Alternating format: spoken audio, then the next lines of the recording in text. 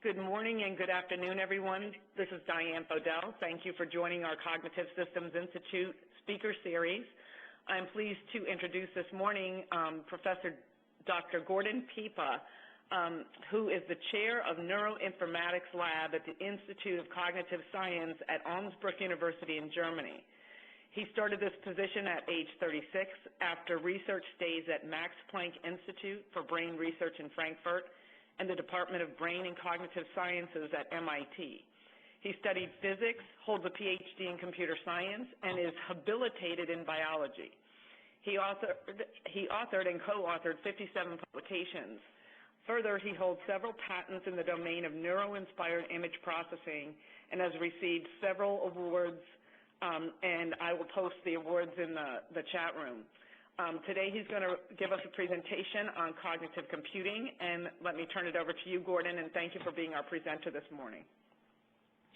Thank you very much, and good morning, US, and good afternoon, Europe.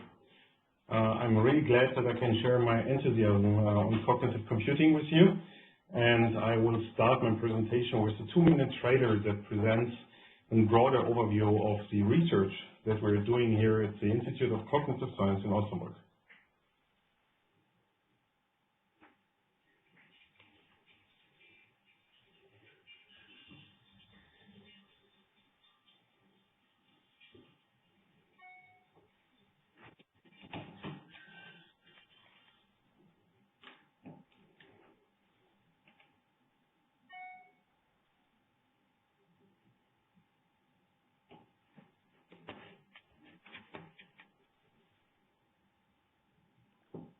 We can't hear the audio for some reason, Gordon.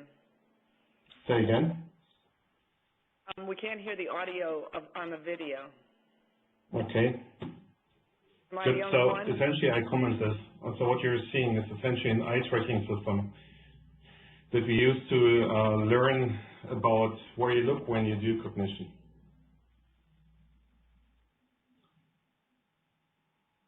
So essentially, this is used to learn about customer behavior on the internet. Here you see a virtual reality that allows you to go into virtual worlds, which we use to study human cognition.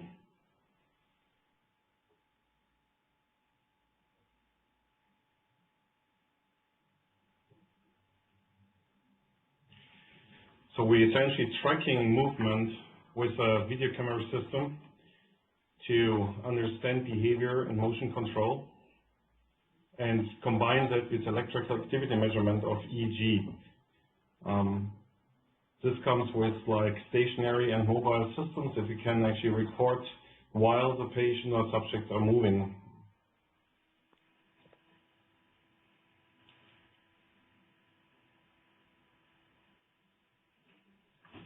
So the question is, how does the brain work? That's what we are after, and how we can combine that with technology to improve life. Okay, so let me get at the core of cognitive computing. The core of cognitive computing really is the symbiosis of 3 parts in science. It's data science, that's machine learning, that's artificial intelligence, and most importantly, the combination of these 3 parts with the science of mind. So therefore, cognitive computing has 3 key features. It's a truly intelligent system that it can infer insights from complex data. Secondly, the symbiotic interaction of the intelligent system and, very important, the user and the expert, enabled by a dialogue based on natural language and based on intuitive graphics, enables a kind of extended mind.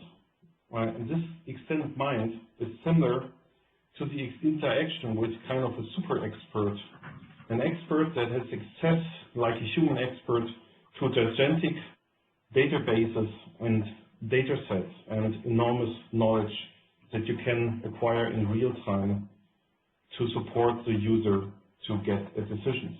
And last but not least, cognitive computing has an aspect that is based on neuro-inspired computation, that are systems that are essentially robust and self-adapting. So it's a real new kind of robust hardware that can be used to implement computation. So in some cognitive computing, it's really the symbiosis of different fields. And this fusion of these different fields gives rise to an emergent property that makes this truly intelligent system, because it maintains having the user and expert on board. So what I'm going to do now in the next couple of 20 minutes, I will show you a few systems that were partly developed in cooperation with IBM. So influenza, the flu, really matters because millions of people are affected every year. And it's of course also a potentially lethal disease. At the same time, the threat of influenza can be managed rather well by, for example, preventive actions and vaccinations. So to enable such proactive threat management, we need a prediction. And therefore in the US, for example, the CDC publishes the actual number of monitored infections. The data, however, that comes from the CDC is delayed by 2 weeks, and it's only bi-weekly updated. So we improve the situation by combining data science, social media analysis, and Watson as a medical expert. This way, we essentially enable fast and anytime prediction to get a fully informed user who understands the circumstances, who understands the threat, and who is ready to act proactively. So if you think about how the flu spreads, then I think it's very easy to get an agreement with you on a few facts. The disease spreads mostly locally. And of course, with certain transportation hubs, for example, airports, that facilitate spread over longer distances. However, we also might agree that there is a certain influence on the weather, the level of vaccinations, and, for example, certain seasonal events. Think about a large international fair or a soccer match somewhere. But I guess it's also easy to agree that there is a very large list of such possible influences. Moreover, this list will change over time, it will change over the years, and different items on that list will get very different explanatory power in terms of explaining the spread of the annual event that we have to explain. So as an essence, taking all that together, it's hard or impossible to come up with an explicit model based on just this word knowledge. So what we need to do is we really need to learn from data. And specifically, we want to infer direction and speed of the spread, the so-called causal structure of the influences from the data. So we just simply saying want to learn how the flu spreads throughout time and space. So doing this essentially requires understanding the structure of influence. And for that we use a so-called causal analysis that simply uses the following fact. If a system is influenced by a driver, then the driver leaves a trace in the influence system. If we now see a system and we can identify such a trace, then we have identified that that system is a driven system, because only a driven system can contain a trace. So with other words, by identifying the trace, we identified the direction of the information flow, the direction of the influence. Once we model these directional dependencies, we have a model, a structural model that describes the complexity of the data in a simple structural model. And you see such a simple structural model here in terms of a graphical representation. Once you have such a model, you can start analyzing this model. So instead of asking questions to the data, you're now asking questions to the model. One such question could be, for example, that you would like to know at what time in the future New York is going to be hit. That would be a simple prediction. You can also ask questions that help you understand critical factors in that model. You can, for example, ask the question, can vaccination in Chicago stop the wave? And with that, you identify critical components that help you understand possible proactive actions, such as a vaccination strategy that is then issued in a certain state. To give you an example how that worked and how we implemented that, I would like to present you an implementation that is essentially developed inside of the IBM Academic Initiative, mainly driven by 3 people from the Institute. So what you see here is a web page, and you will see later that you can do it yourself. It's fluprediction.com, and you see this video here. So you have essentially the option to go over different states and go over the CDC data that we are pulling in real time, and you see the threat in terms of a flu infection on the y-axis by nothing else as a level of between 1 to 10. And on the right side, you see essentially the possible or the inferred direction of the information flow. So if you go to a certain state, then here, for example, for Texas, you can see on the right-hand side that there is Oregon or Nevada, for example, an important hub in terms of incoming and outgoing information. And you immediately understand how essentially the spread goes through the different states. So this graphical representation essentially is a nice way in terms of a cognitive computing system to illustrate the information in an intuitive fashion that is based on a very, very complex and data-intensive data prediction task. That was step number 1.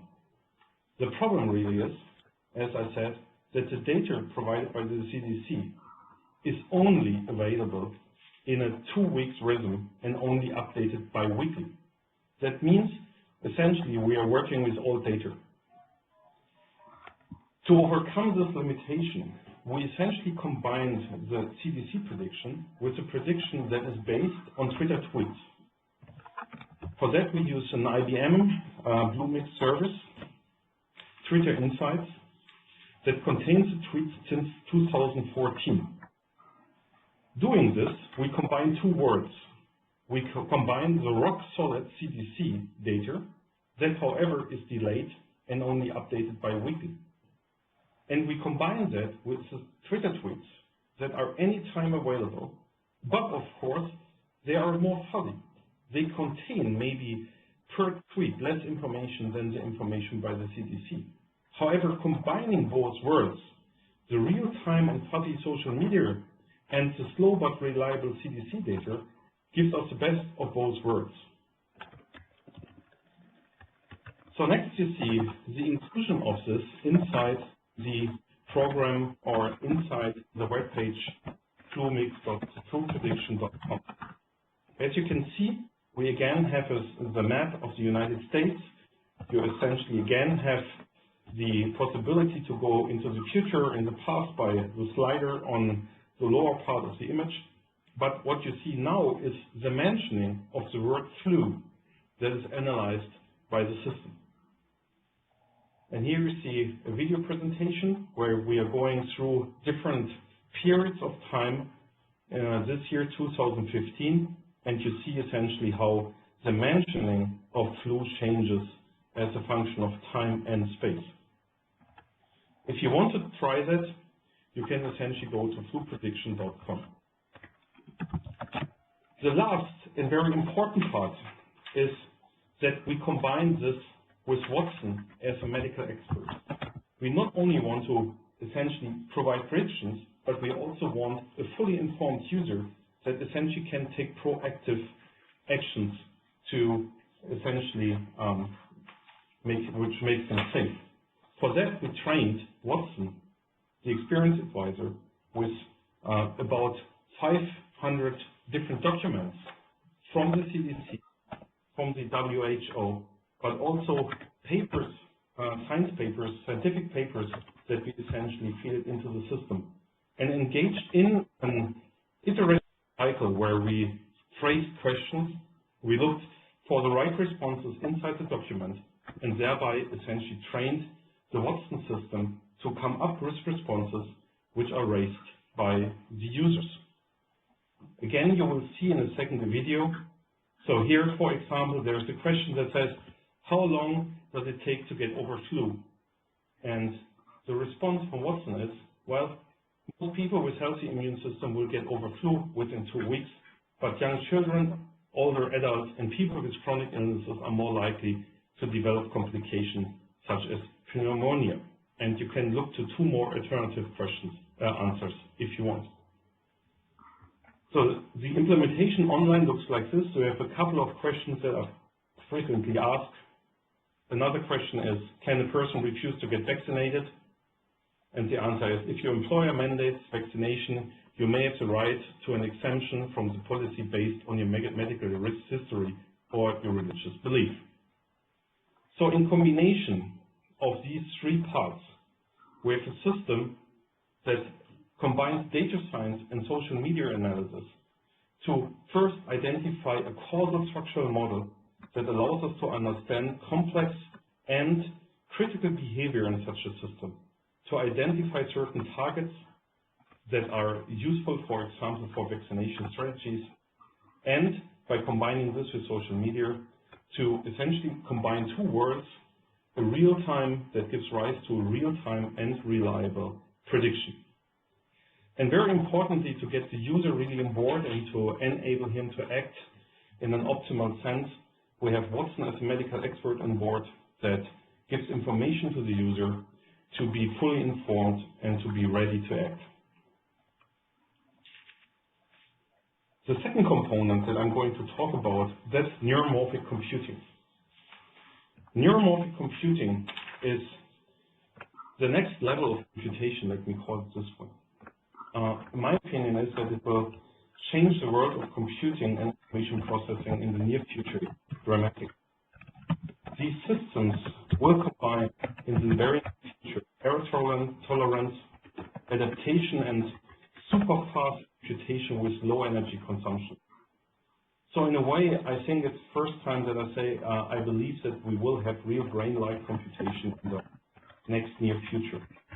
One of these systems that was developed in this direction is the IBM Blue Mix chip.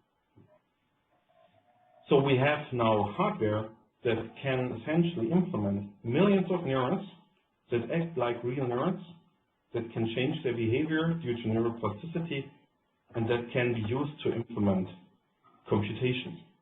However, what we need really is the development of information processing principles, because the challenge that we are facing is that this new hardware also requires new principles of information processing.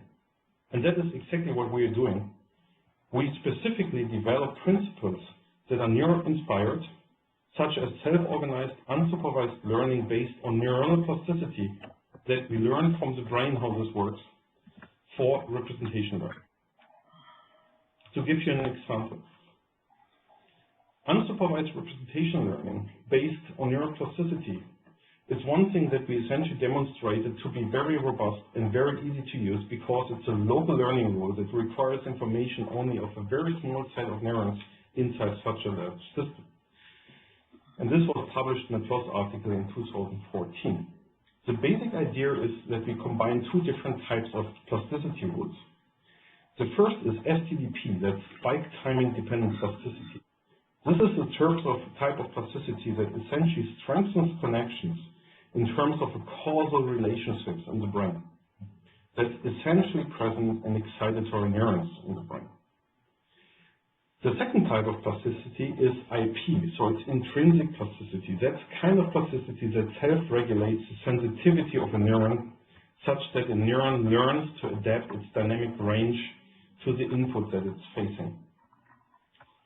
The problem that we need to challenge is that we have to understand how these neuroplasticity rules and how this neuro-inspired computation essentially form principles that we can implement in devices like the Blue Mix chip. So what we essentially showed in our publication is that the conjunction of these 2 give rise to a competitive learning. And this competitive learning allows us to learn associations between the input and the states. So therefore, it's a representation learning, combined with a kind of regularization that we know from machine learning that essentially forces the system to take states that are kind of minimal representations. So it's really equivalent to a kind of a mix of L2 and L1 regularization. So that in turn allows the system to learn compact representations of the world, of the statistics of the input, produce error robustness, and, very important, to complete partially observed data. So here you see a simple, fast animation how the system learns to separate the different states. If I repeat that, what you see is you all start with everything on very few principal components, and then essentially while time progresses, the different states spread out and the different representations that are corresponding to the different data elements that are presented to the system are nicely separated in space. So in other words, the system learns the representations and to learn representations that are far in space. Secondly, we worked on the use of delays and really the use of delays for the sake of computation. It's important to mention this because given that delays in hardware are really omnipresent, and usually if we think about developing hardware, delays are really an unbound feature. What we really do is we turn these delays we make them useful. So in other words, we turn the bug of the system in a feature. To introduce you with this basic idea how that works, I need to introduce very quickly the idea of delay-coupled reservoirs. Reservoirs that you see on the left side are essentially recurrent systems known from reservoir computing, liquid states, or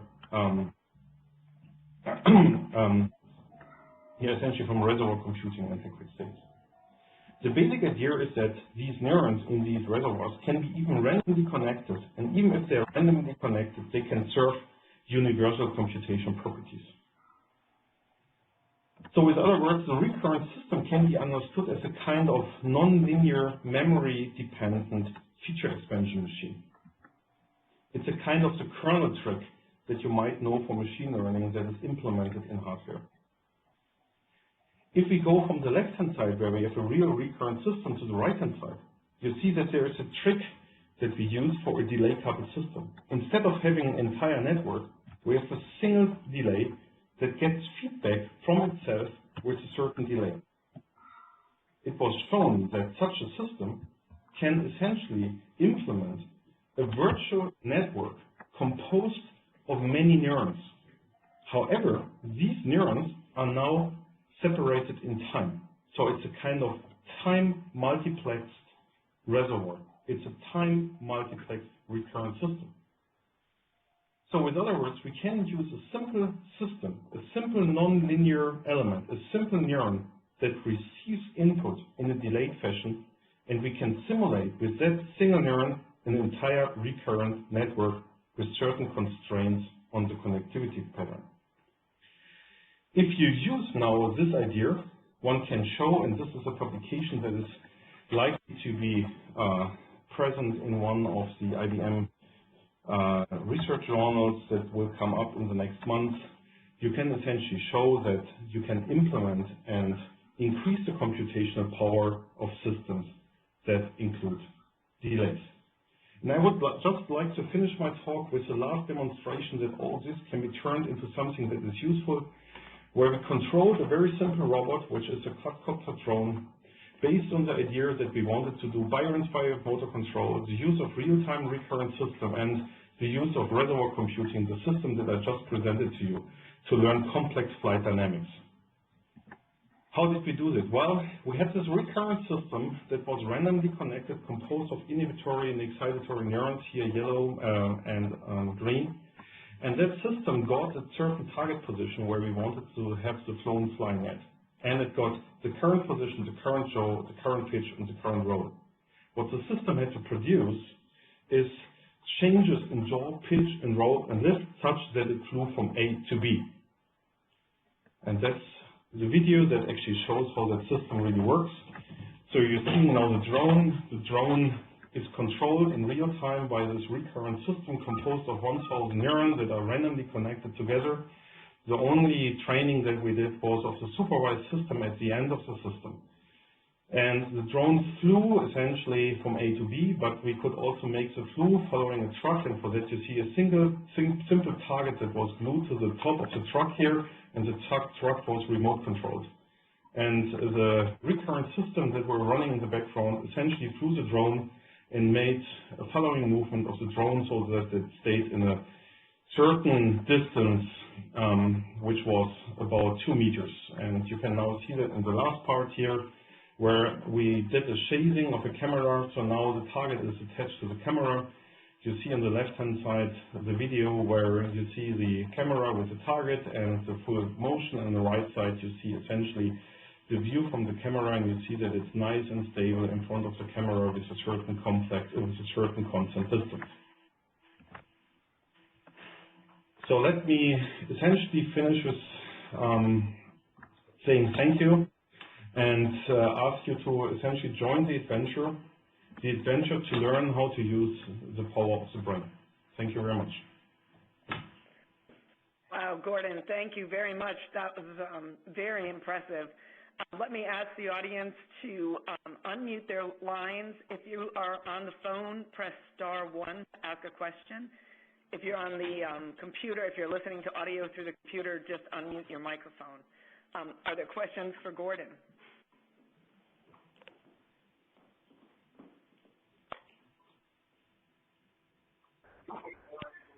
Thanks, Gordon. This is Jim. I'm in a noisy environment, but I wanted to thank you, and I'm looking forward to following up with you more in the future. Thank you very much. Hi, Jim. Dale Davis-Jones here.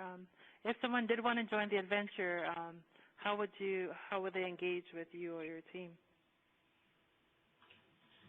Okay, so what we really are after, of course, is like building up a community that really uses cognitive computing in the future, right? So one possibility definitely is that we, meet inside of the academic initiative and we try to do things together. The other thing, of course, is that we're trying to export our training because all that was only possible because we have these fantastic students. And we would be thrilled to really get our program out there and essentially have people adopting our ideas how to essentially teach people learn cognitive science. So in short, it would be great to essentially do research with you, but it would be also great to just chat about how we could get people interested in actually training cognitive science. Okay, that'd be great. Is there a community that you already have that someone can join? Dale,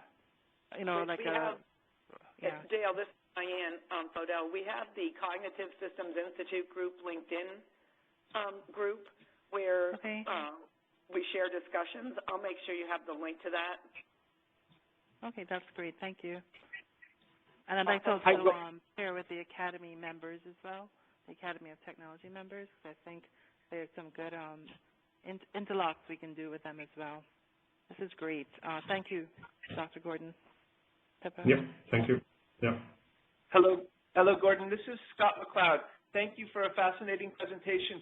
I'm wondering about how natural language processing would play a role in looking at some of these neuronal processing computational biological neuronal relations. And I asked this in planning to develop a universal translator in all 7,000 languages. Okay, so to give you an idea here on this presentation, the data that I showed here is essentially a higher order Markov transition model. So essentially we have certain statistical transition probabilities between different states. So what such a system was also used for is essentially artificial grammar learning. And we are now expanding that to, for example, to learning essentially the bird songs. So we are not quite there that I would say, that these simple systems based on neuroplasticity can be essentially used to understand anything close to like human natural language. But essentially what I think, if you would scale that up, and for that you have to keep in mind the system that I'm showing you here on that slide has just 1,000 neurons. if you scale that up to the dimension, for example, that is possible if you think about the through-North shipyard with a couple of 100 million of neurons, then it might be absolutely possible that, you know, the properties of these systems actually get much more complicated and allow for much more complicated modeling issues. However, I have to stress, right, that we never tried it. I can't tell you how close we're going to get. What I can tell you is that artificial grammar and very simple grammar in natural language works, and that it also works for bird songs. Fascinating. Thank you so much. I hope to follow up via email. Thank you. Yeah, you're welcome. And also, please do join the Cognitive Systems Institute LinkedIn group. You can just Google it, or I posted the link in the chat. We're about out of time, but I know there's probably more questions for Gordon, so please ask questions on the discussion group, the LinkedIn discussion group, or connect directly. So, Gordon, thank you very, very much. It was a wonderful presentation. Thank you, audience, for joining. And I encourage you to come back next week. We'll see you next time. Thank you very much. Have a nice day. Thank you, Gordon. Thank you.